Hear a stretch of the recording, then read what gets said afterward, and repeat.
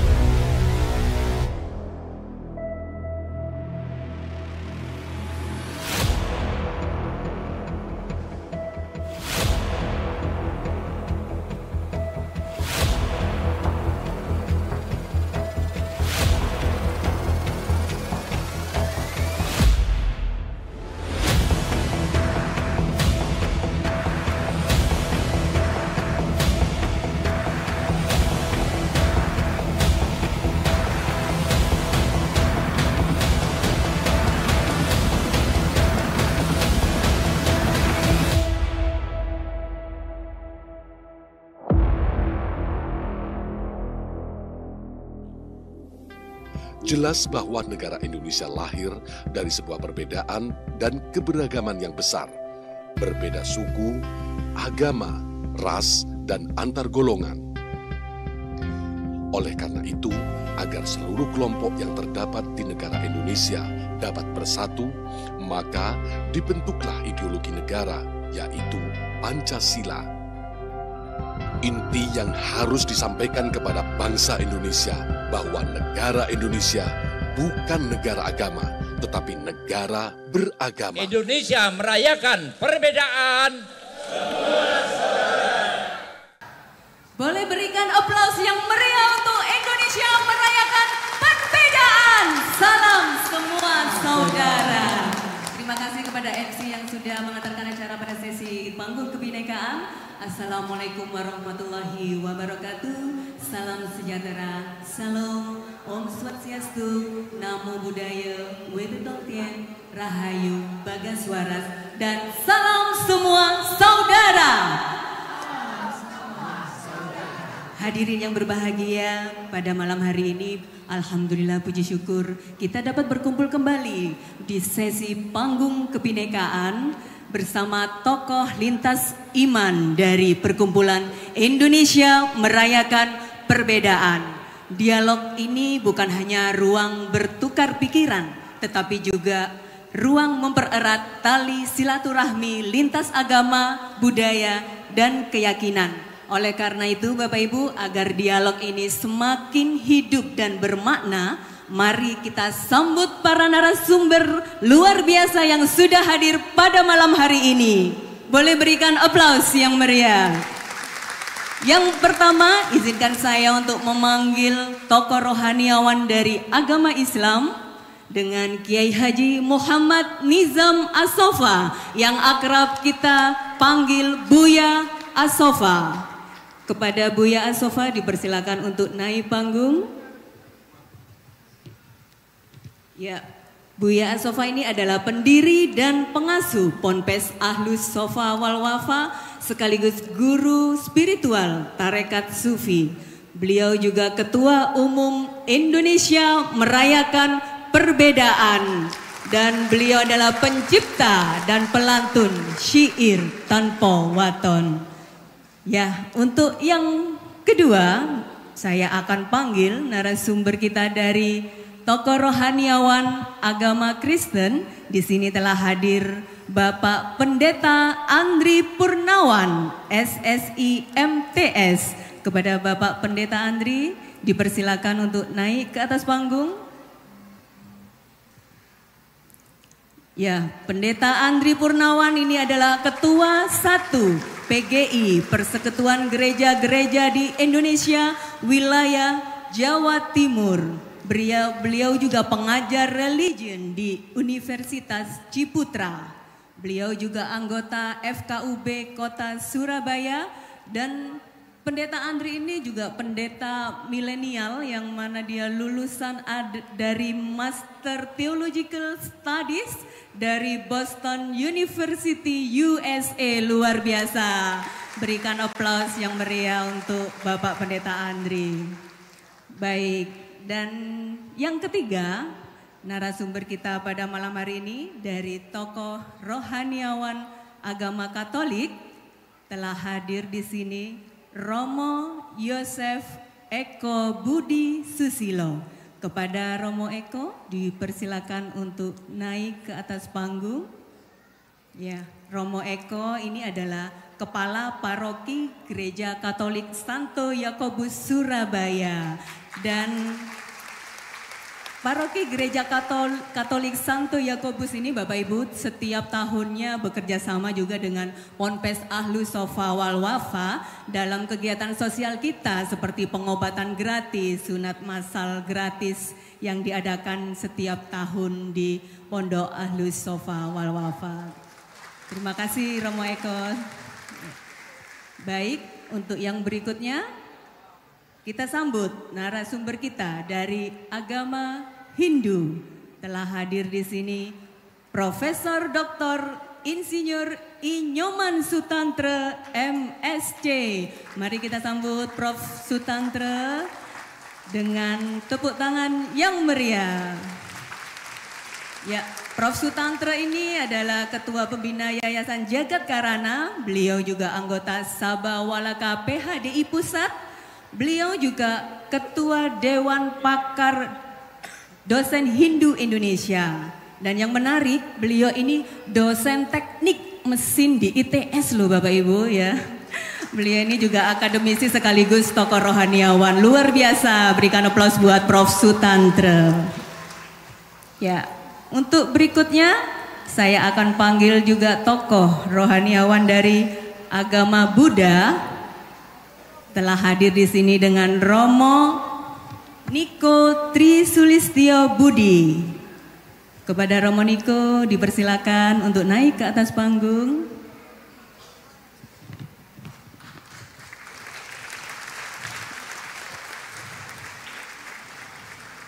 Ya, Romo Niko ini adalah salah satu anggota pengurus di Magabudi Bapak Ibu ya. Magabudi ini adalah Majelis Agama Buddha Theravada Indonesia di Jawa Timur. Dan beliau juga guru agama Buddha. Dan yang menarik Bapak Ibu, Romo Niko ini ternyata rumahnya dipakai untuk rumah ibadah ya. Wow, luar biasa, tepuk tangan untuk Romo Niko. Di rumah kediaman beliau dibuat juga rumah ibadah vihara begitu. Namanya apa Romo? Oh, Wihara Dhamma Bakti, luar biasa.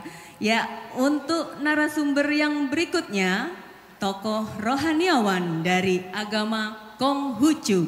Mari kita sambut Wense Lim Tiong Yang. Kepada Bapak Lim dipersilakan untuk naik ke atas panggung.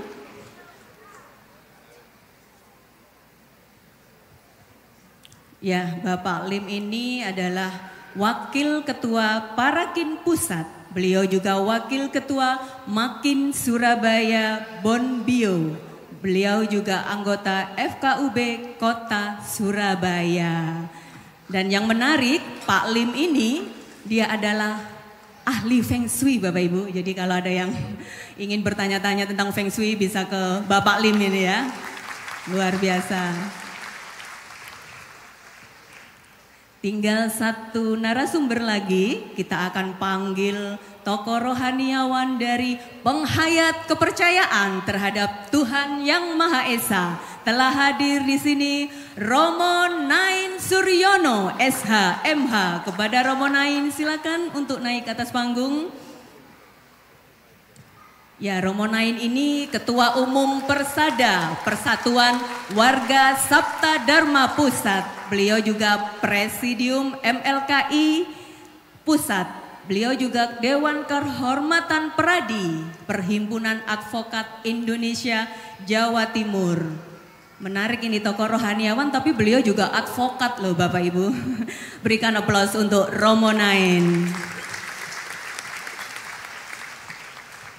Ya, Menarik sekali ya. Sekali lagi berikan aplaus untuk seluruh tokoh rohaniawan kita yang sangat luar biasa. Tentu kiprahnya juga sangat luar biasa untuk umat. Dan di belakang para tokoh ini telah berdiri juga yang mendampingi. Ini para saudara-saudara kita yang berbusana adat. Di sini beliau-beliau ini tidak hanya mengenakan baju adat tradisional tapi sebagai simbol penghargaan kita terhadap budaya, sejarah, dan identitas daerah masing-masing. Dan ini mencerminkan keindahan dalam keberagaman Bapak Ibu dalam Bhinneka Tunggal Ika tentunya. Terima kasih ya saudara-saudara yang berbusana adat kali ini mendampingi para tokoh. Baik Bapak Ibu, sebelum kita mulai sesi dialog kita pada malam hari ini, mari kita menyanyikan lagu kebangsaan Indonesia Raya. Kepada seluruh tokoh rohaniawan dimohon untuk berdiri, serta para hadirin dimohon untuk berdiri juga. Dan saya akan panggil dirijen kita dengan Saudari Niken, silakan. Oh ya, sebelah sana. Oke.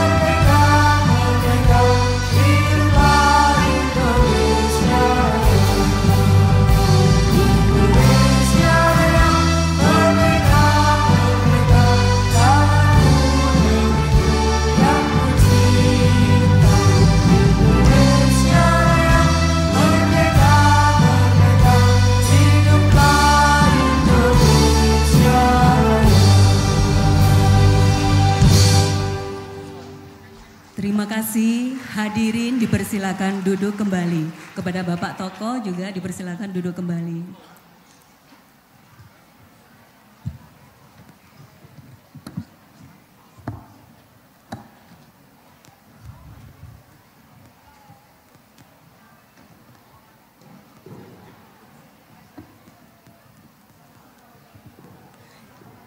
Ya, Bapak Ibu hadirin yang saya hormati, tiba saatnya kita akan memasuki sesi dialog kebangsaan lintas iman. Luar biasa ya, telah hadir di sini seluruh tokoh rohaniawan dari Perkumpulan Indonesia Merayakan Perbedaan. Salam semua saudara. Bapak Ibu hadirin, perkenankan saya memperkenalkan Perkumpulan IMP atau Indonesia Merayakan Perbedaan.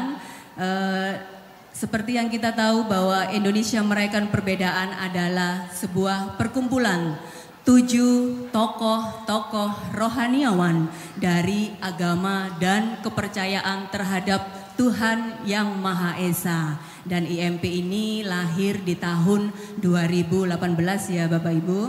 Dan IMP ini lahir dari keprihatinan atau kegelisahan para tokoh-tokoh kita ini bahwa di tengah perbedaan agama, budaya ini ada potensi gesekan, masih adanya maraknya intoleransi.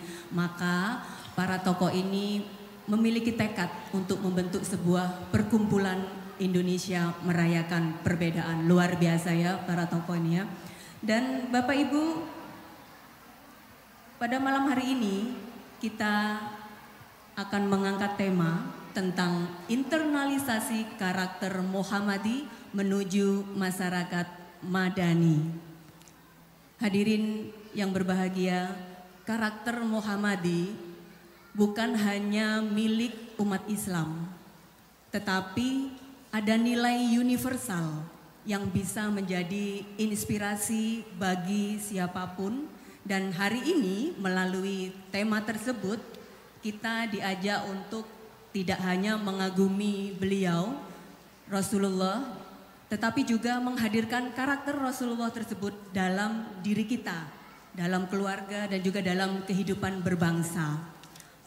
Untuk itu, mari kita mulai dialog kita pada malam hari ini. Dan untuk yang pertama saya ingin menyapa pendeta milenial kita dengan Pendeta Andri Purnawan. Ya, Pendeta Andri, gimana kabarnya? Ini luar biasa nih, lulusan USA loh Pendeta Andri ya. Pendeta Andri, kenapa kok tersenyum begitu? Karena dapat giliran pertama ya? Kaget. Kalau Pendeta Andri mah santai meskipun dapat giliran pertama. Ya, Pendeta Andri, ini kita ingin berbagi pandangan nih ya dari Pendeta Andri. Bagaimana sih peran spiritualitas dalam membangun ketahanan sosial masyarakat? Dan langkah konkret apa yang dapat kita lakukan agar nilai-nilai spiritualitas tersebut bisa hadir sebagai kekuatan pemersatu bangsa? Baik, kepada Pendeta Andri silakan untuk memberikan ulasannya. Baik, terima kasih Mbak Ulan. Untuk Buya Sofa, mohon izin. Assalamualaikum warahmatullahi wabarakatuh. Waalaikumsalam warahmatullahi wabarakatuh. Salam damai sejahtera, witek tong tien, rahayu, namo buddhaya, Om Swastiastu, apa meneh sing durung? Wis kabeh ya. Salam semua saudara. Salam semua saudara. Jangan lupa kalau itu, Pak. Iya. Ini pertanyaannya sangat menarik. Apa peran spiritualitas di dalam membangun ketangguhan sosial masyarakat? Saya ingin menyampaikan sebuah penelitian yang kurang menyenangkan dan 3 buah penelitian yang sangat menyenangkan tentang Indonesia. Yang pertama yang kurang menyenangkan dulu, berdasarkan data World Bank, Bank Dunia, Indonesia itu dikategorikan sebagai negara berkembang yang jumlah orang miskinnya termasuk paling banyak di dunia. Jadi masyarakat yang disebut miskin itu seluruh dunia, definisinya apa? Ukurannya apa? Ukurannya adalah kalau penghasilannya di bawah UMR. Nah, di Indonesia itu ada 194,6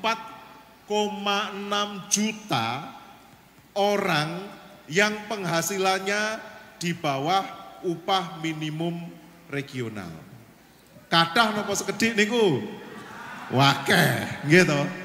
70% rakyat Indonesia itu dinyatakan miskin oleh Bank Dunia. Itu yang tidak menyenangkan. Tetapi yang menyenangkan dan membanggakan ternyata ada 3 penelitian lain yang berkata berbeda. Penelitian yang pertama dari satu lembaga di Prancis yang sudah diakui oleh PBB, namanya Ipsos, itu menyatakan setelah diteliti bangsa-bangsa di seluruh dunia, dikatakan salah satu bangsa yang paling bahagia itu adalah bangsa Indonesia.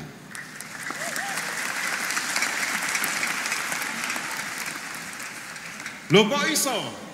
Melarat kok bahagia?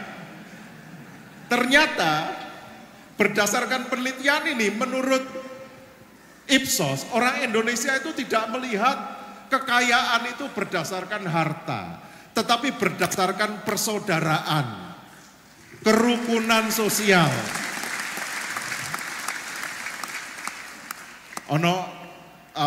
Ada perkataan mangan ora mangan sing penting kumpul. Ya toh. Aku mau durung mangan dolan nggone Gus Nisam kok dikai mangan. Kumpul bahagia. Penelitian kedua adalah dari satu universitas yang paling terkemuka di dunia ya selain Al-Azhar, yaitu Harvard University. Saya pernah belajar di sana juga. Harvard itu pernah meneliti bangsa-bangsa di seluruh dunia, bangsa mana yang paling sejahtera dan makmur, dan hasilnya mengagetkan. Bangsa nomor 1 sedunia yang paling sejahtera dan makmur itu adalah Indonesia.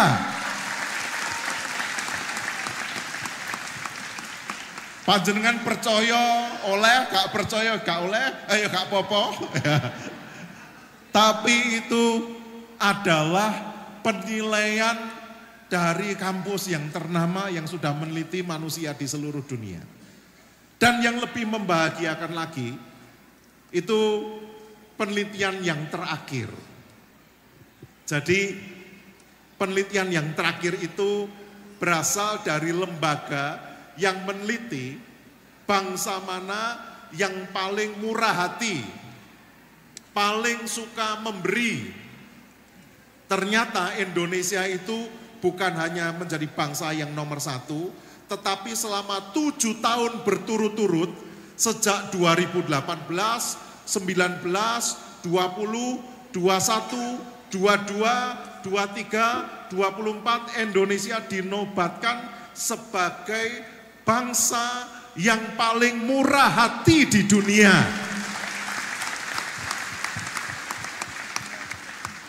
Jadi yang diteliti apa buktine murah hati? Karena satu, orang Indonesia itu rukun dengan mereka yang berbeda suku dan agama. Yang kedua, orang Indonesia itu paling rajin memberi. Panjenengan pasti semua pernah memberi sodako, nggih? Sing Kristen memberi persembahan, yang Konghucu ya juga. Ternyata 75% warga Indonesia itu memberi sodako walaupun hidupnya susah. Dan bahkan orang Indonesia itu dikenal sebagai bangsa yang paling ramah terhadap orang asing.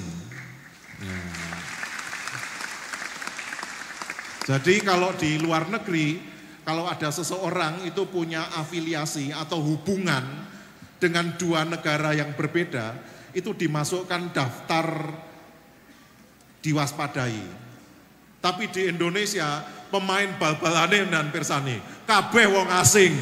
Nah, ini tadi saya intip pertandingan uji coba lawan Cina Taipei, lagi menang 6-0 durung rampung. Ya, jadi naturalisasi.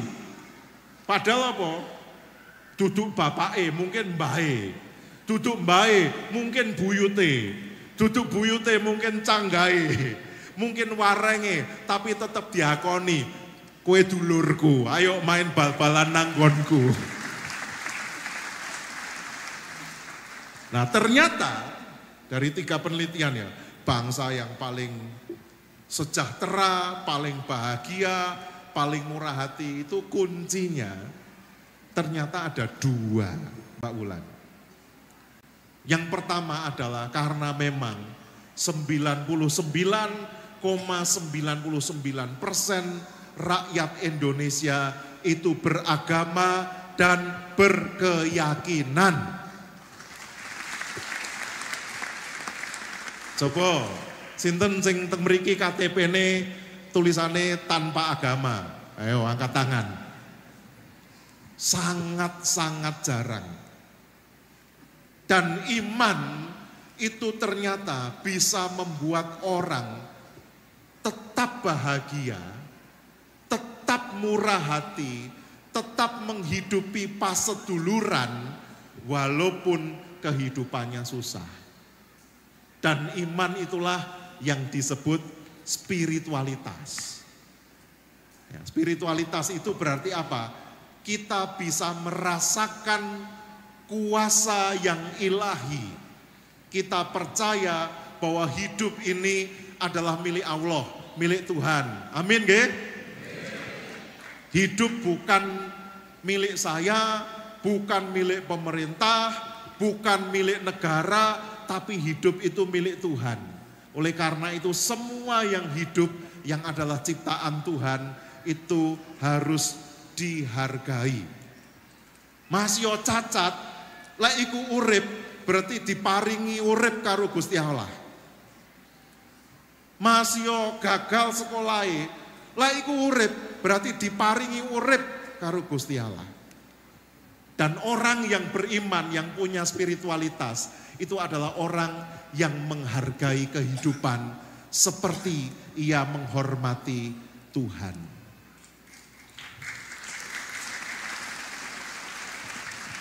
Faktor yang kedua Mbak Wulan yang hubungannya dengan spiritualitas. Ya, mohon maaf mungkin bisa dipersingkat lagi. Oke. Ya. Iku sing ono nang Indonesia tok, yang membuat bangsa Indonesia itu sangat menonjol, yaitu gotong royong. Gotong royong. Bahkan Soekarno ketika ditanya intine Pancasila itu apa? Satu, warisan bangsa ini yaitu gotong royong.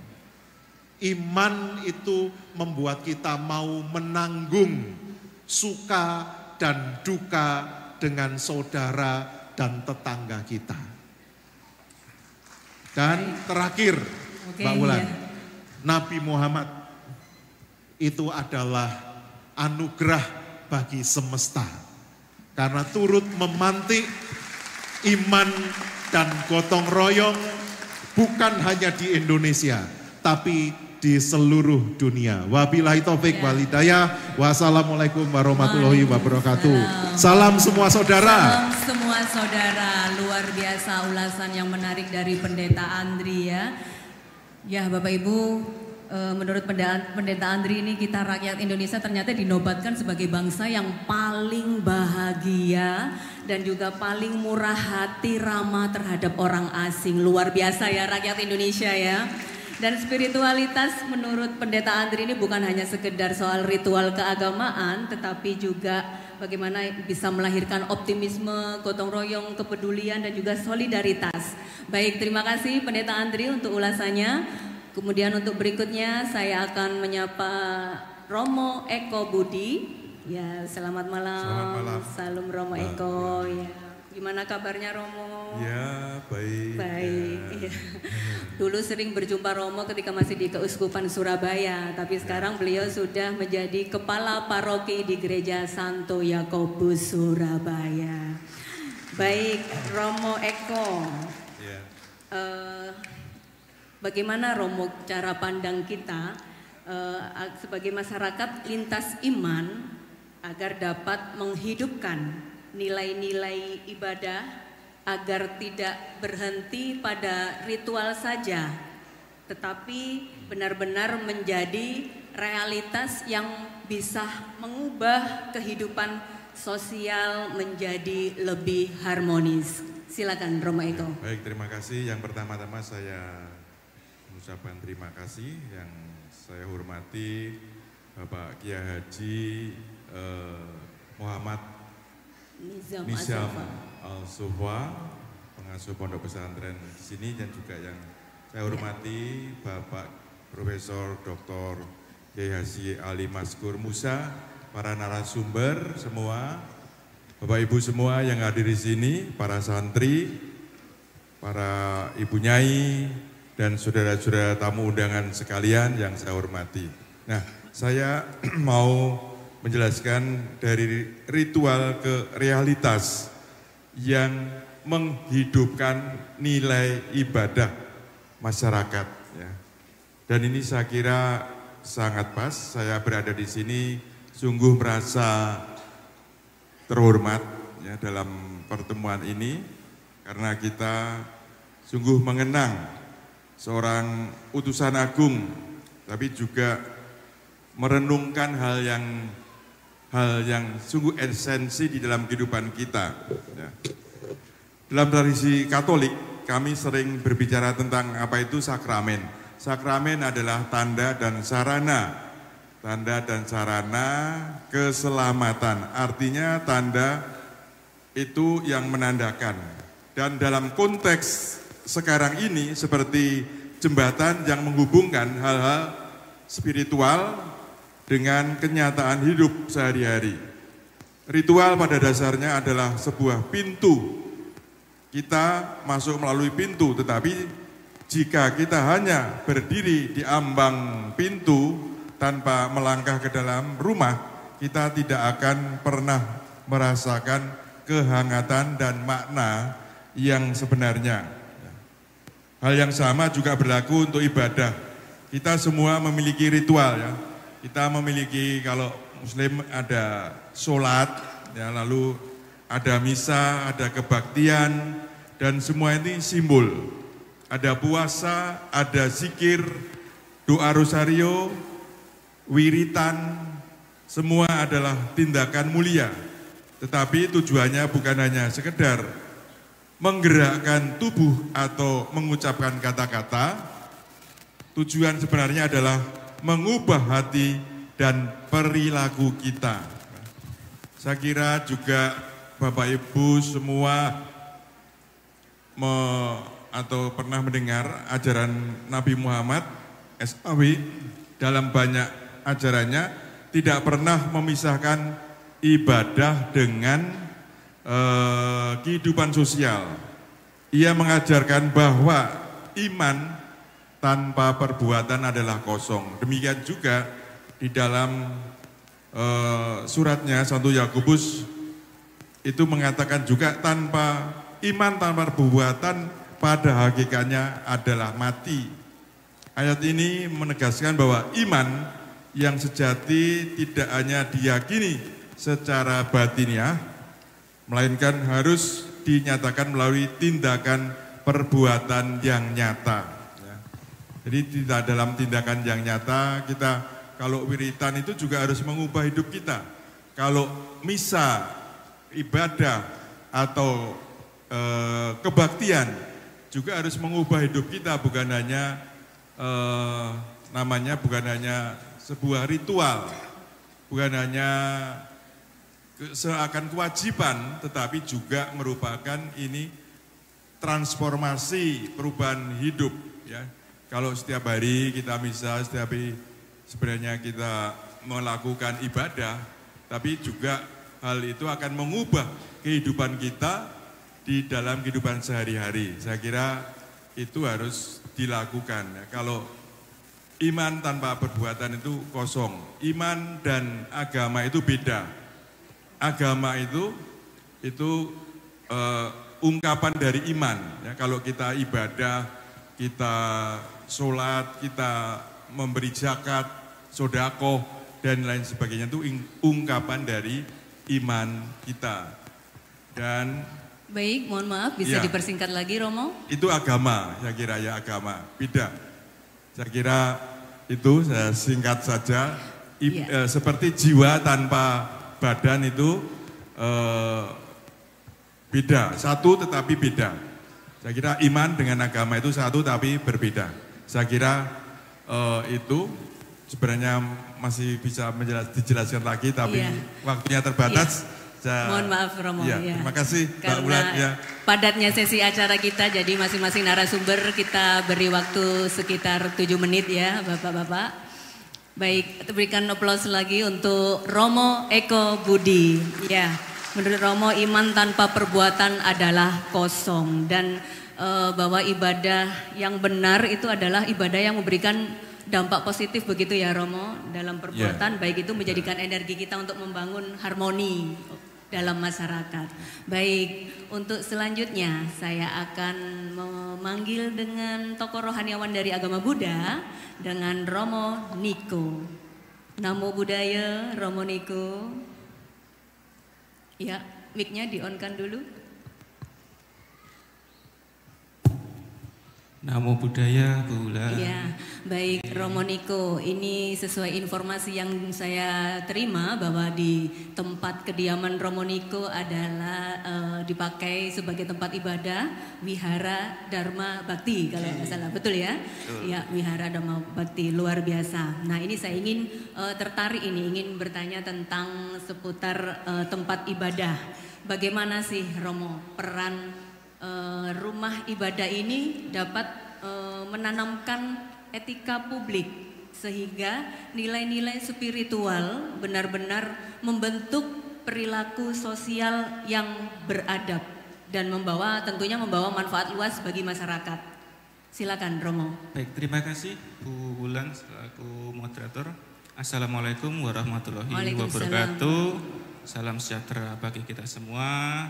Salam, Om Swastiastu, Namo Buddhaya, Wida Tongtien, Rahayu, salam semua saudara. Ya, mohon maaf karena baru kali ini kami mengisi di tempat ini. Baik. Kalau dulu itu mengisi itu belum sebanyak ini.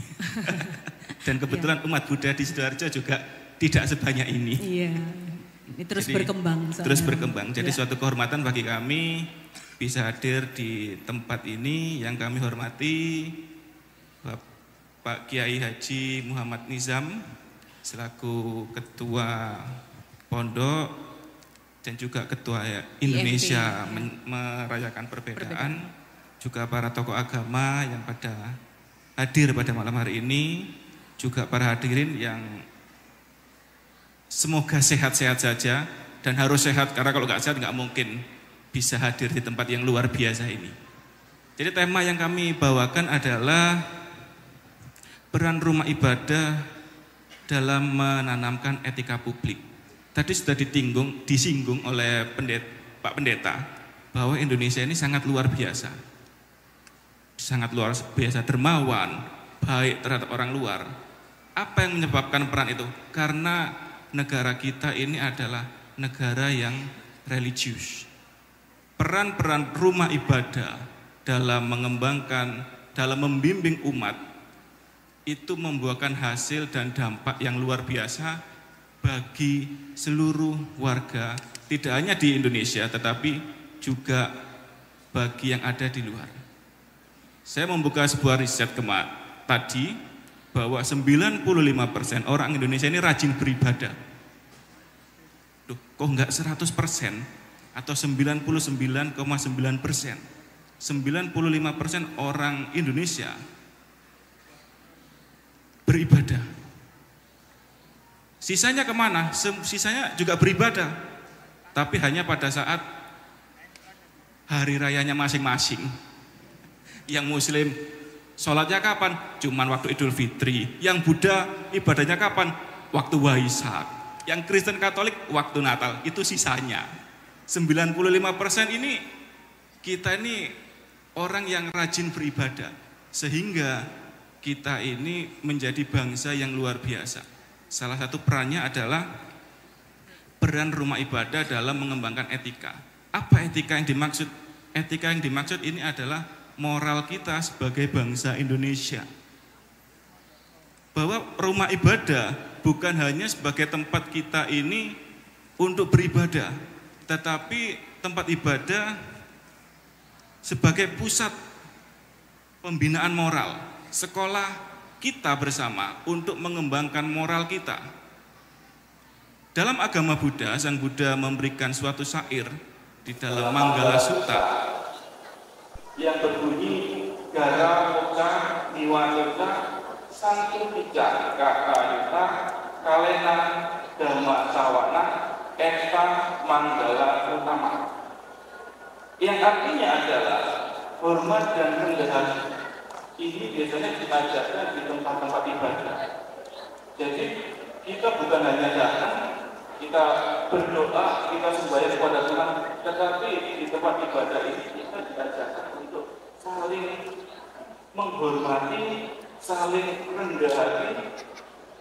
Ini yang bisa membentuk masyarakat kita saling menghargai dan tidak sombong. Kita bisa bekerja sama bukan hanya antar agama, tetapi bukan hanya internal agama, tetapi bisa bekerja sama dengan antar. Yang kedua adalah kekuatan hati, menumbuhkan kejujuran, integritas. Dan saya yakin di semua tempat ibadah itu pasti diajarkan untuk menjaga integritas, kejujuran, menghindari korupsi, menghilangkan pilihan, menghilangkan kesalahan. Ini peran tempat ibadah. Yang selanjutnya adalah kita diajarkan tahu berterima kasih, memperkuat solidaritas, saling tolong-menolong. Sudah disebut sama Pak Pendeta kita bahwa bangsa Indonesia ini bangsa paling dermawan di dunia. Kurang luar biasa Pak, untuk Indonesia kita tepuk tangan untuk negara kita. Luar biasa. Masih ada? Tolong. Masih ada. Jadi rumah ibadah berperan aktif dalam bukan hanya mengajarkan ajaran agama sebagai bentuk hafalan, sebagai bentuk bacaan, tetapi peran tempat ibadah yang ada di Indonesia banyak memberikan praktek-praktek di kehidupan yang nyata. Ini yang menyebabkan bangsa Indonesia, walaupun tadi UMR-nya memang basisnya di bawah UMR, tapi kita adalah bangsa yang bahagia. Ini adalah berkat bimbingan para tokoh-tokoh agama, para sesepuh yang mengajarkan cara bersyukur, walaupun yang penghasilannya Mbak Kemis, Senin Kemis, tetapi kita masih bisa berbahagia, kita masih bisa berkumpul di sini. Inilah peran tempat ibadah atau rumah ibadah yang ajarannya bukan hanya sekedar ibadah, tetapi disamalkan. Demikian Baik, terima kasih disampaikan kepada Romo Niko yang memberikan ulasan yang luar biasa bahwa menurut beliau adalah peran tempat ibadah ini begitu penting ya Bapak Ibu, terutama untuk pembinaan moral serta agar masyarakat bisa berkarakter mulia. Begitu ya Romo. Baik Bapak Ibu, untuk narasumber berikutnya saya akan menyapa Winsek Lim Tiongnya. Itu Tenggen, Winsek Lim, gimana kabarnya Pak Lim? Dari Surabaya kita nih. Oke. Baik Pak Lim, ini saya tertarik ingin menanyakan ke Pak Lim, bagaimana sih akhlak kenabian dapat diteladani dalam konteks berbangsa saat ini agar kita mampu membangun bangsa dan menjadi teladan bagi generasi yang mendatang. Silakan Pak Lim. Sebelum menjelaskan kenabian di dalam membangun bangsa yang mendatang, saya mau mengoreksi surveinya Pak Pendeta Andri. Kemiskinan sekarang turun berdasarkan survei. Ini betul. Dari kakeknya menurun ke anak. Dari anaknya menurun ke cucunya. Ini juga aja.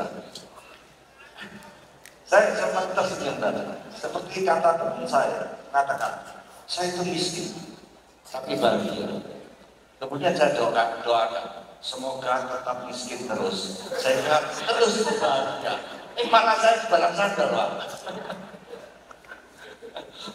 Ini juga aja. Nah, ini sang konsep tentang meneladani akhlak kenabian di dalam membangun bangsa dan karakter itu di dalam konteks agama Konghucu dikenal dengan nama Nation Waiwang. Nation Waiwang ini bukan judul filmnya Korea atau film silat ya. Nation itu ke dalam membina diri kita meneladani para suci atau nabi dalam hal ini. Ya. Yaitu merupakan salah satu prinsip kunci menggambarkan tujuan luhur seorang yang berbudi luhur atau pemimpin ideal di dalam agama Konghucu. Waiwang artinya kedua, menjadi seorang pemimpin. Jadi semua yang ada di sini bisa melakukan misi Waiwang, meneladani nabinya masing-masing. Dalam hal ini Islam, umat Islam meneladani Nabi Muhammad, meneladani kehidupan yaitu orang yang mempunyai rasa cinta kasih kepada sesama. Tidak hanya mencintai anaknya, tapi mampu juga berbagi kasih cinta kasih kepada anak orang lain. Punya rasa kepedulian kepada sesama, meskipun berbeda suku, berbeda agama, berbeda bahasa. Menolong seseorang kan tidak perlu kita kan begitu. Ya tolong dia tolong bisa. Ya dan baiklah, menjadi pemimpin adalah menjadi teladan diri kita kepada orang lain.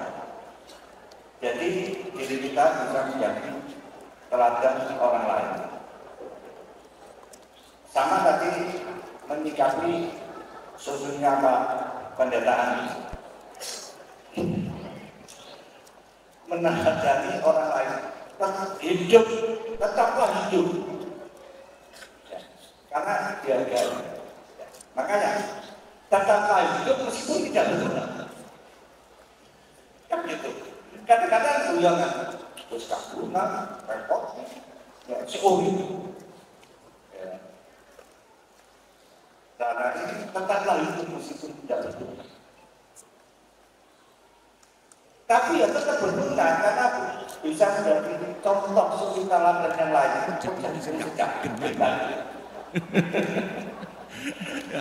Jadi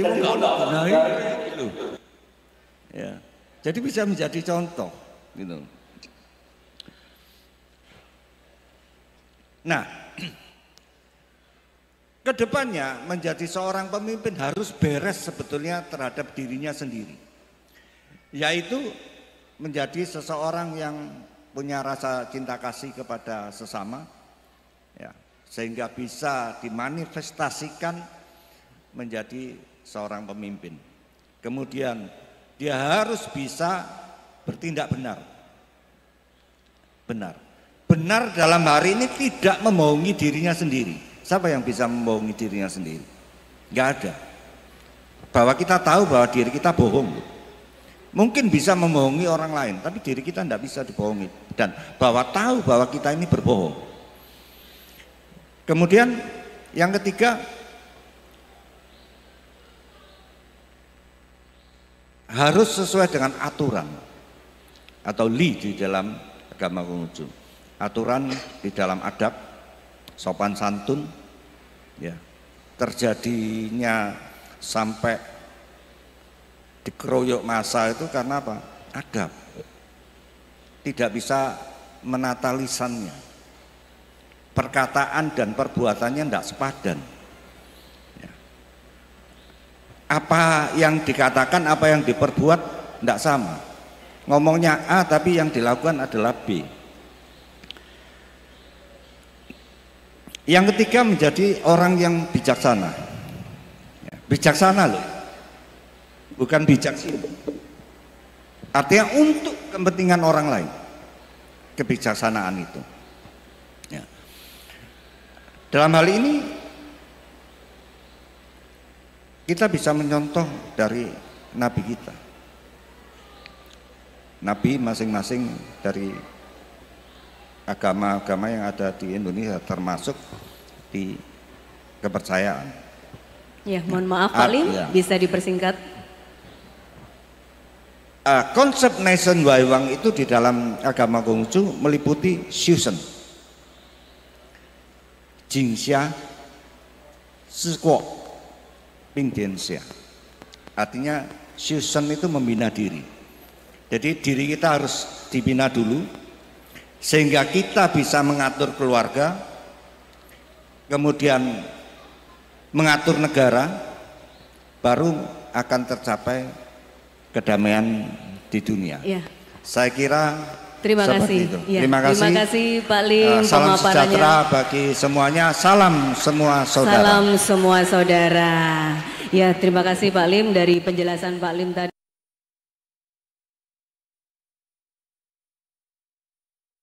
Meneladani akhlak kenabian. Baik Bapak Ibu, untuk berikutnya saya akan panggil Romo Nain Suryono, tokoh rohaniawan dari penghayat kepercayaan terhadap Tuhan yang Maha Esa. Baik Romo, sudah mic-nya?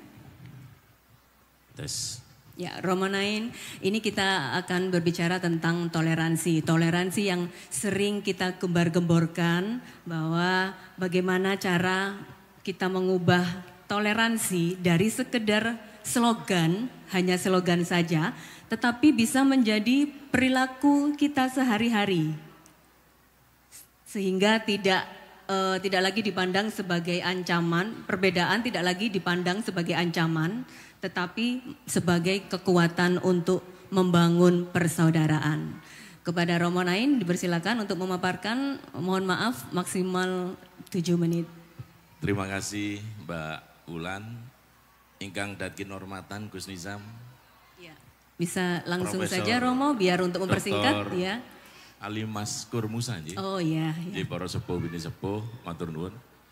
Bapak Ibu dan saudara sekalian, penghayat kepercayaan itu kalau di dalam keluarga besar agama itu anak ragil.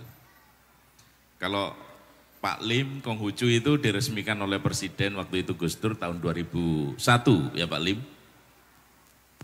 Kalau penghayat kepercayaan tahun 2016 Pak, oleh negara diresmikan sebagai agama resmi yang di Indonesia. Intinya adalah mengandung nilai-nilai lokal, penghayat kepercayaan, local wisdom.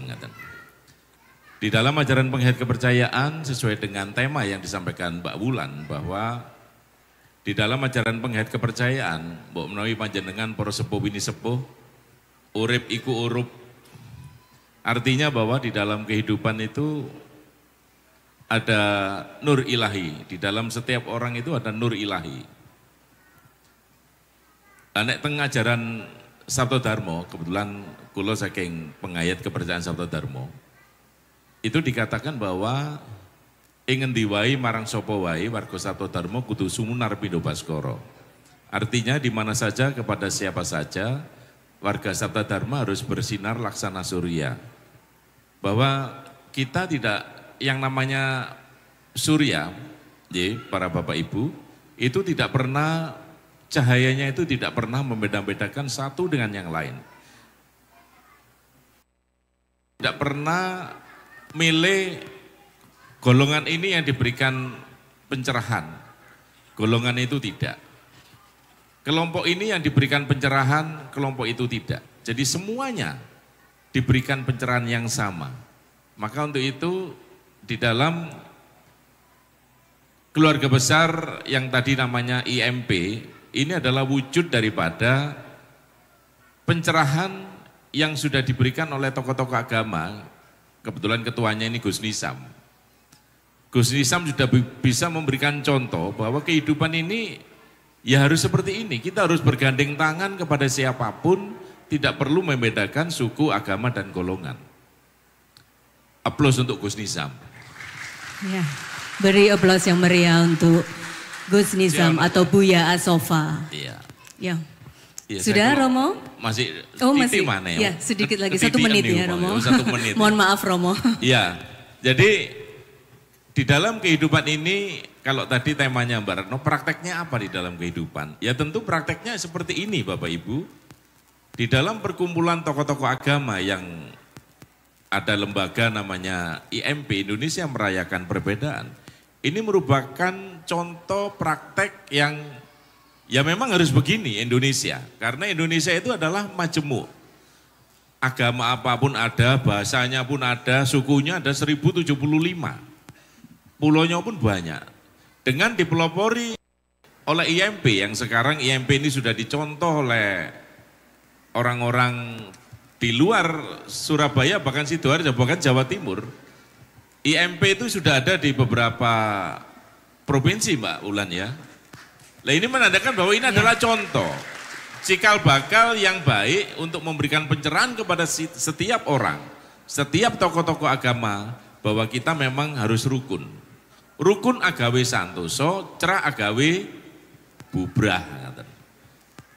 Mungkin ini Mbak Ulan, sak menit soalnya. Jadi matur nuwun Bapak Ibu. Terima kasih Romo Nain. Ya mungkin masih banyak yang mau disampaikan, tapi mohon maaf karena padatnya sesi acara kami. Ya, berikan tepuk tangan sekali lagi untuk Romo Nain yang sudah memberikan tambahan wawasan untuk kita. Menurut beliau bahwa urip itu harus uru, bersinar laksana surya, dan para tokoh rohaniawan di sini sudah memberikan teladan dengan tulus ikhlas, memberikan teladan bagi kita semua dalam penerapan toleransi antar umat beragama. Baik, untuk menginjak ke sesi narasumber berikutnya, saya akan panggil dengan Prof.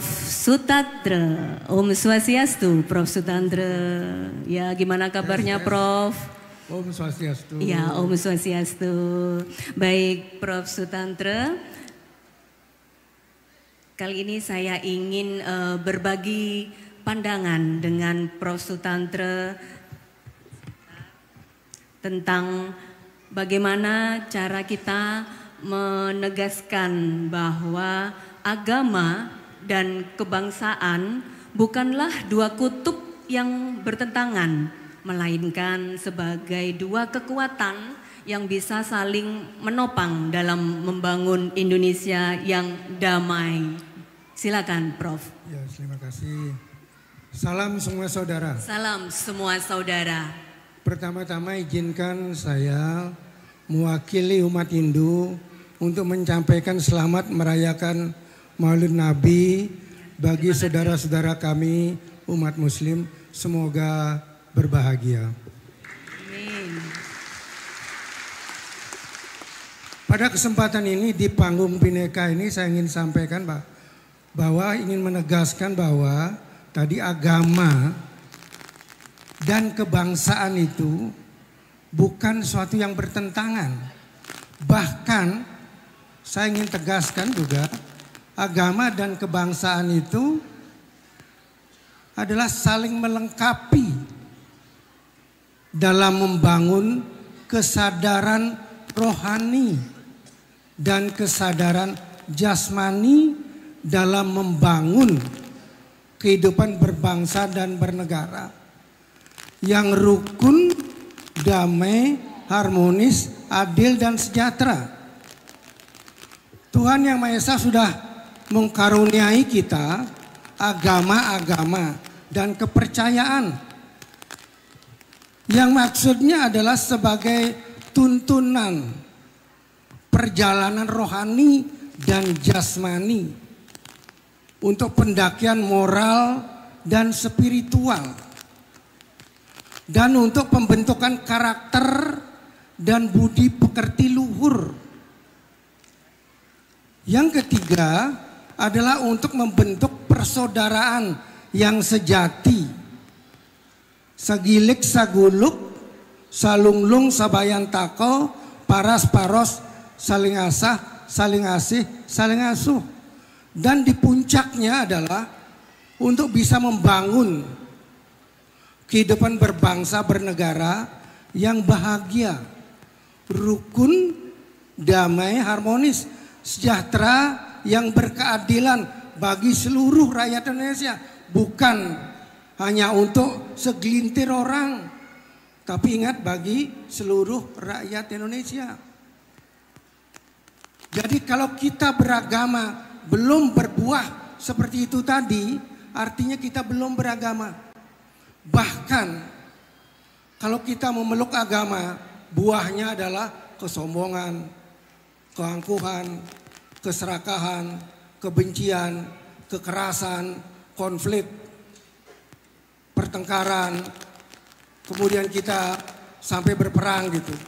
Artinya mungkin kita sudah salah mengartikan dan melaksanakan keluhuran agama kita. Dan beragama dan berkepercayaan ibarat mendaki gunung. Semua ingin mencapai satu puncaknya. Kita bisa daki dari segala arah dengan cara yang berbeda, dengan peralatan yang berbeda, tapi dengan hati yang tulus.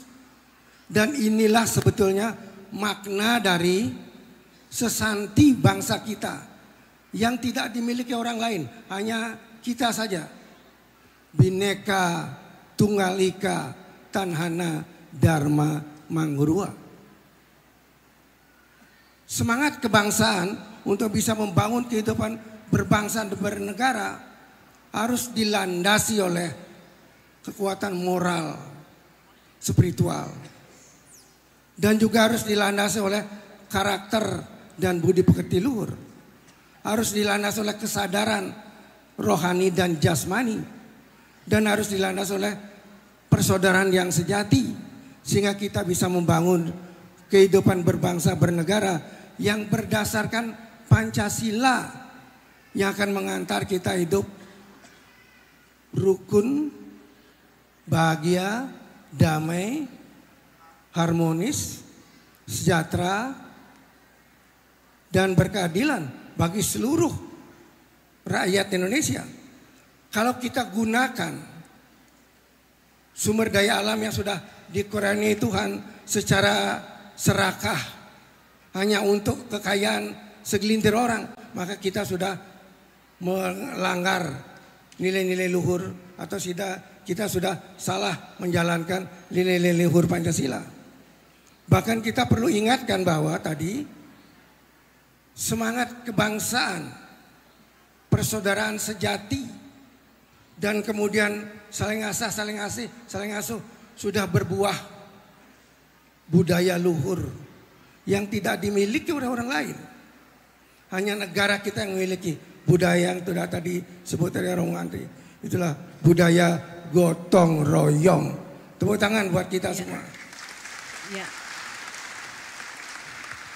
Mohon maaf. Dan semoga dengan budaya kita itu bangsa kita tetap aman, damai dan sejahtera.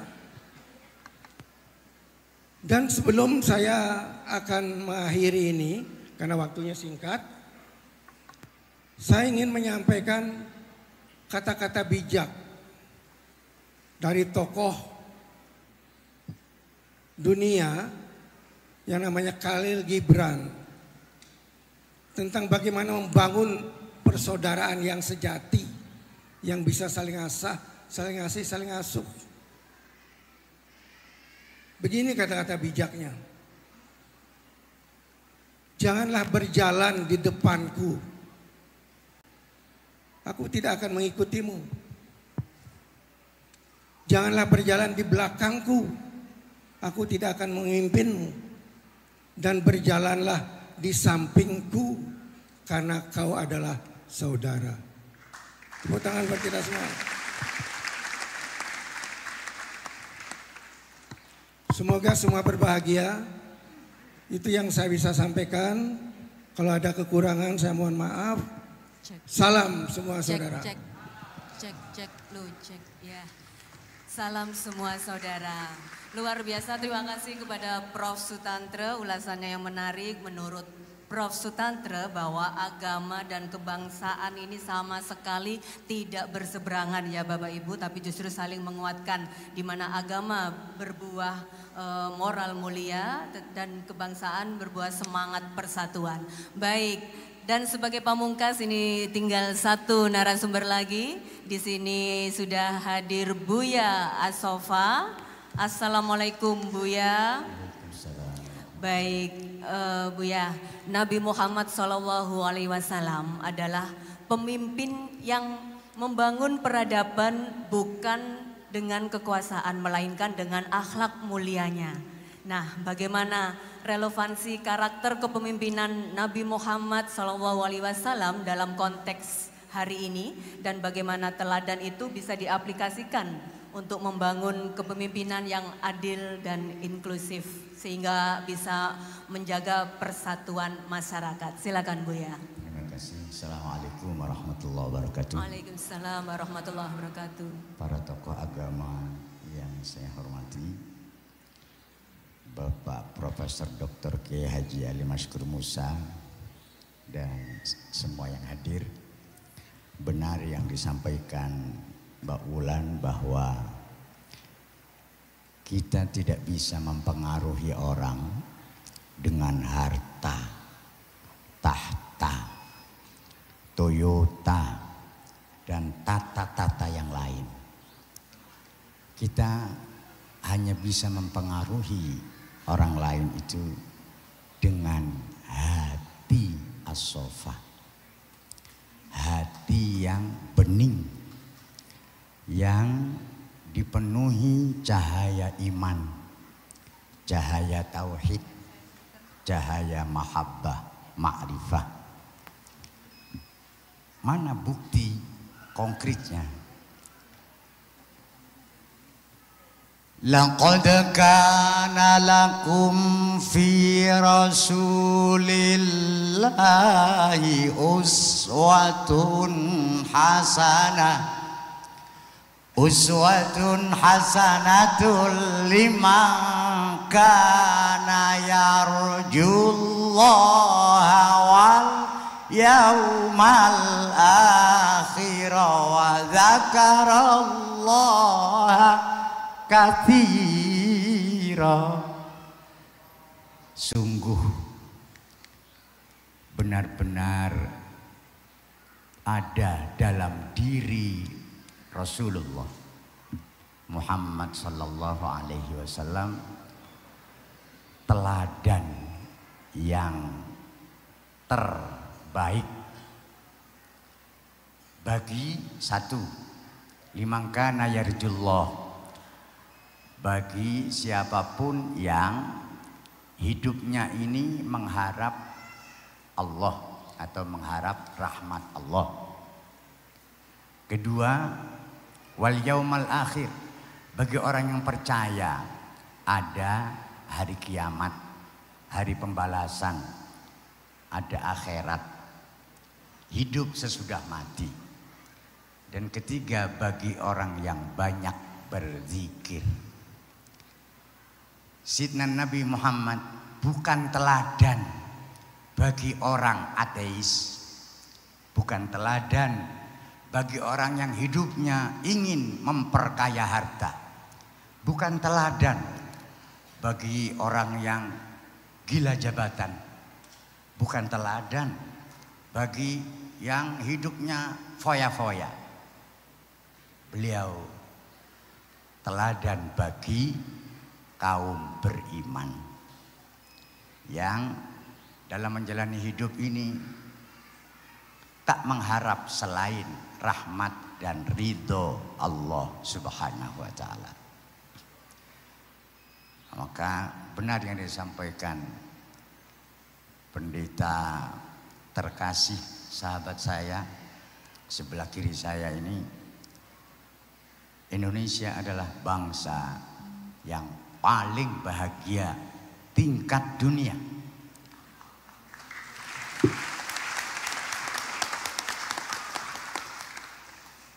Kenapa?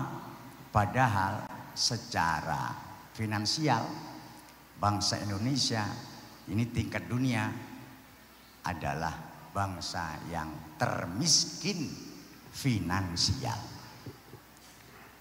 Tapi tidak termiskin urusan keimanan, ketauhidan. Dari 207 yang memeluk agama Islam di Indonesia, 87,2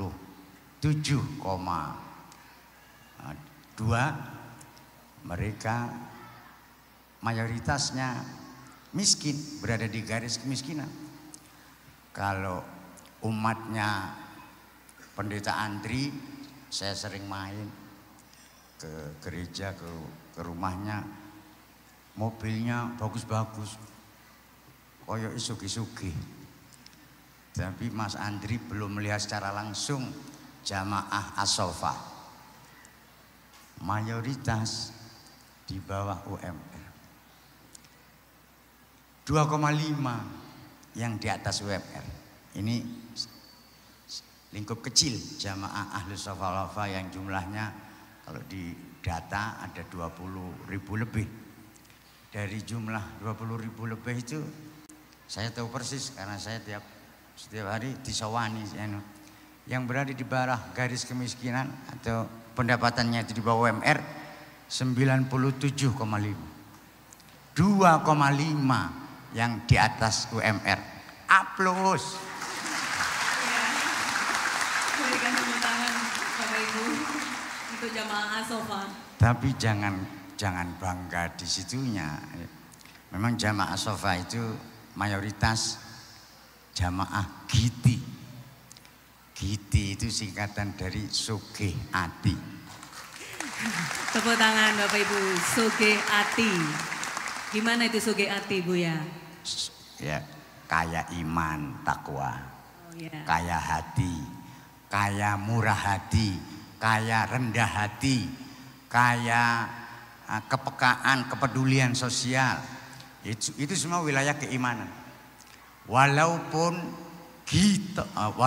tidak kita, tidak sugih arto, alias miskin harta.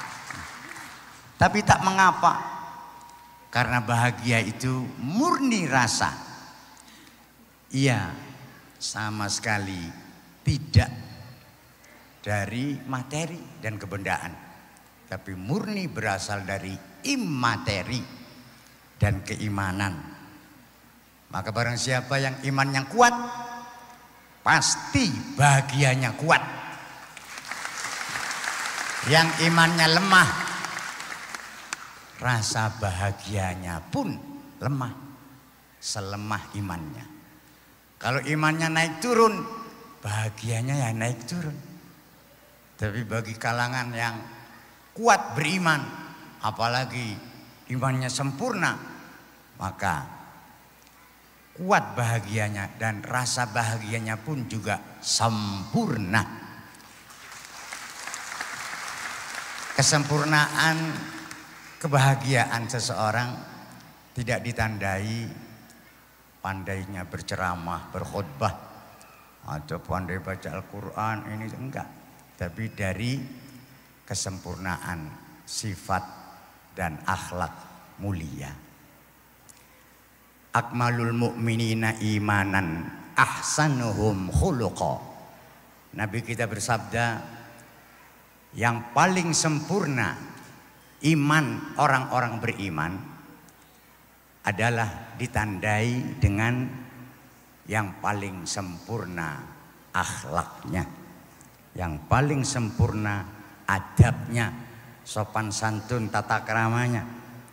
Dan itu walaupun miskin tak jadi soal. Kemiskinan tidak menghalangi kebahagiaan. Kemiskinan juga tidak mau menumbuhkan kebahagiaan, sama sekali tidak. Karena kebahagiaan itu murni wilayah rasa, dzauqi yang ada di dalam dada. Walaupun pendapatan di bawah UMR, tapi kalau keimanan dan ketakwaannya di atas UMR, UMR di sini rata-rata orang beriman, maka bahagianya ya di atas rata-rata. Nabi kita Muhammad, kita semua tahu, beliau yatiman, yatim. Yuswa kalewulan ing kandungan ramane sedo. Usia 2 bulan di kandungan, bapaknya yang bernama Abdullah meninggal dunia. Dan di usia 6 tahun, ibunya Siti Aminah meninggal dunia di perjalanan Madinah kembali ke Mekah. Di usia 6 tahun, dia sebatang kara, tak bersaudara, tidak punya saudara. kedua orang tuanya tiada. Pulang kembali ke Mekah, ditanya oleh kakeknya Abdul Muthalib, "Wain ummak, mana ibumu?" "Matat, ummi matat." Ibuku mati di perjalanan kembali dari Mekah ke Madinah. Kemudian dipeluk oleh Abdul Muthalib. "Jika begitu engkau adalah anakku yang tadinya cucu. Sareh ning bapak wis mati, ibu nggih mati di usia 6 tahun itu. Nek ngono awakmu dadi anakku. Duduk putuku tapi anakku." Kemudian di usia 6 tahun sampai 25 ya miskin. Wong gak duwe wong tua, yatim. Tapi pekerja keras, lagi cerdas dan sabar, tabah, ulet, tekun, berjuang. Kemudian menikah di usia 25, tahu mas kawinnya, banyak mas kawinnya, unta sekian puluh unta dengan uang karena menikahi wanita terkaya se-Mekah yang jumlah penduduknya padat waktu itu, Siti Khadijah. Jadi masih muda tapi gigih, ulet, tekun. Kemudian mampu mempengaruhi dunia semesta dengan buktinya dengan pengikut terbanyak. Jika dilihat dari data statistik, 10 agama terbesar di dunia. Yang pertama Islam Sunni, nanti ada di urutan kesekian Islam Syiah. Ini dari Islam Sunni 1.587.000. Kemudian Islam Syiah 221 juta. Urutan kedua Kristen, Katolik. Ini di urutan kedua, kemudian Protestan, Hindu, Buddha ini.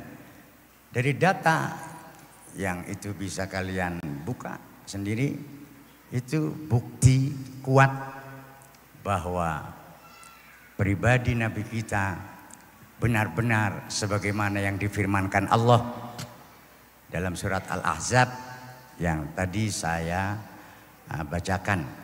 Laqad kana lakum fi rasulillahi uswatun hasanah liman kana yarju Allah. Yarjullah ini aulia. Wal yaumal akhir, ini barisan kedua dari umat Muhammad, yaitu kaum solihin. Wa dzakarallaha katsira, barisan ketiga yang lebih banyak ingatnya kepada Allah dibanding lupanya, lebih banyak taatnya daripada maksiatnya. Ini semua bukti yang menurut pengamat para wartawan dunia di sebagian belahan Eropa, Amerika, perkembangan Islam cukup pesat. Di Jerman khususnya sangat pesat. Ini bukan karena apa-apa, karena penyebaran Islam melalui kaum sufi yang membawa Islam tidak suka simbol-simbol atau formalitas, tapi langsung praktek ubudiyah dan abudah, mengedepankan akhlakul karimah, ausaful mahmudah, siap menolong siapa saja, bahkan rela dirinya papa demi orang lain. Falsafah seperti lilin itu yang diamalkan oleh kaum sufi, rela dirinya sakit demi menjaga perasaan orang lain jangan sampai sakit. Baik. Terima kasih ya, bisa Terima dipersingkat kasih. Bu ya. Ya, di kesempatan yang sangat berbahagia ini, mari kita teladani Nabi kita Muhammad. Silakan baca sejarah dari awal hingga akhir bahwa beliaulah manusia yang diturunkan, manusia yang dipilih oleh Allah sebagai teladan terbaik bagi semua manusia yang berharap hidup sehat, sehat jiwa, sehat raga, sehat rohani, sehat jasmani. Demikian kurang lebihnya mohon maaf. Billahi taufiq wal hidayah wa Terima kasih. Assalamualaikum warahmatullahi wabarakatuh. Terima kasih disampaikan kepada Buya Sofa. Berikan aplaus yang luar biasa untuk Buya Sofa. Ya, menurut Buya bahwa Rasulullah adalah teladan yang sempurna bagi kita semua, di mana nilai kepemimpinan beliau bisa menginspirasi kita semua dalam berbagai lingkup kehidupan. Baik Bapak Ibu hadirin sekalian, tak terasa kita sudah berada di penghujung dialog kebangsaan ini, dan sebelum kita tutup dialog, kami sebagai warga Indonesia ini memohon kepada tokoh rohaniawan kita untuk memberikan doa lintas iman, tetapi karena padatnya acara ini dan akan diwakili oleh salah satu yaitu oleh Buya Asofa, mohon untuk dipimpin doa lintas iman. Bismillahirrahmanirrahim. Alhamdulillahirabbil alamin. Allahumma salli wa sallim ala imami ahli safa wal wafa Sayyidina Muhammadin al-Mukhtaril Mustafa wa alihi ahli safa wa sahbihi ahli wafa.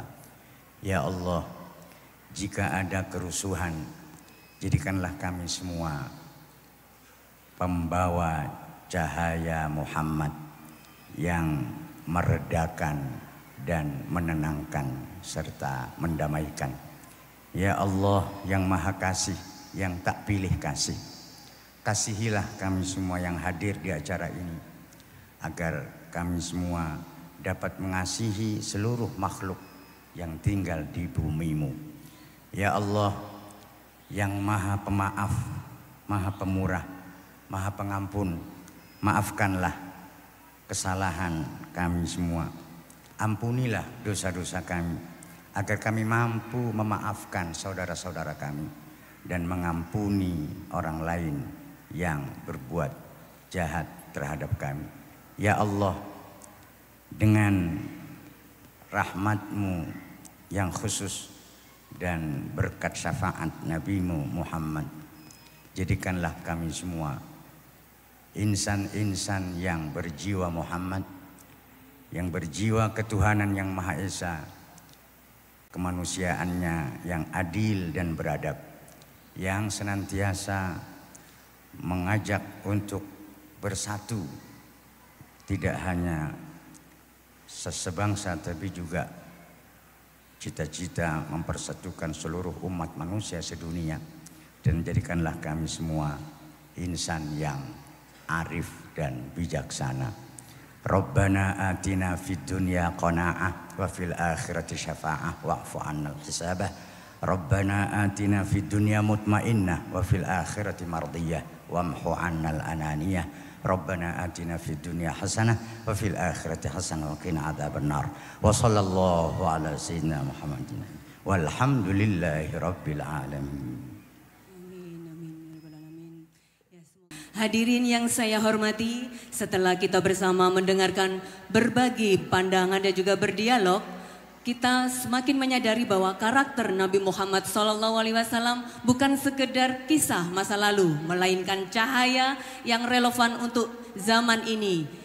Kejujuran, kasih sayang, dan keadilan yang beliau ajarkan adalah bekal yang mampu menuntun kita menuju masyarakat madani. Berikan aplaus yang meriah untuk seluruh tokoh rohaniawan dari Perkumpulan Indonesia Merayakan Perbedaan. Salam semua saudara.